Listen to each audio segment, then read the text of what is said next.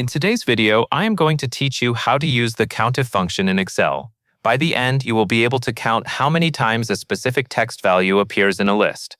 This is a handy task when you are working with regions, categories, names, or any kind of text data. To start, open the Excel worksheet where you want to use the Countif function. Make sure you can see the cells you are going to work with, especially columns A and B. Next, label cell A1 as region and cell B1 as sales rep.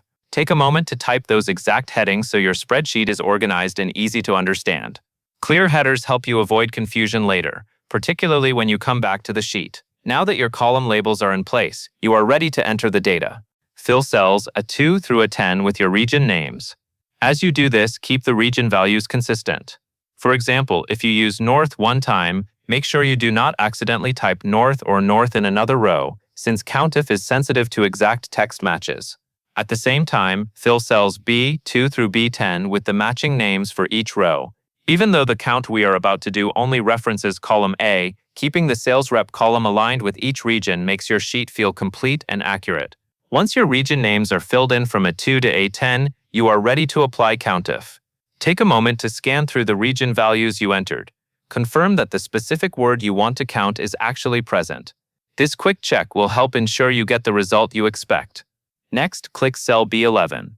This is where you will display the count result. When you see the active cursor in B11, you can type your formula. In the formula bar, type =Countif A2 A10 North. As you type, pay attention to the structure. The function name is Countif. The range A2, A10 comes first, and then the text criterion goes in quotes. This tells Excel to look through the region list in column A and count how many cells match the text North. After you have typed the formula, press Enter on your keyboard. Excel will calculate instantly and display the number of matching entries in cell B11. This result is the count of how many times North appears in your range A2 through A10. If you entered several North values, you will see a number that reflects all of them. At this point, you have successfully used Countif for a text match. To make the most of it, you can quickly try changing the criterion if you want to count a different region.